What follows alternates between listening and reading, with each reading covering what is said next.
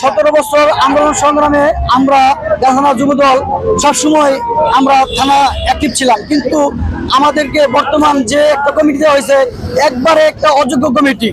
আমাদের গাজীপুর মহানগর বিএনপি সভাপতি শওকত সরকার এবং সাধারণ সম্পাদক এমজুল রনি ভাইকে এবং গাজীপুর মহানগর যুবদলের সভাপতি সাজিদুল ভাই এবং সাধারণ সম্পাদক রাজু ভাইকে আমরা দৃষ্টি আকর্ষণ করছি যে নির্বাচনের আগে এরকম একটা কমিটি আপনার দিন না, যাতে জাতীয় নির্বাচনের ক্ষতি হয়।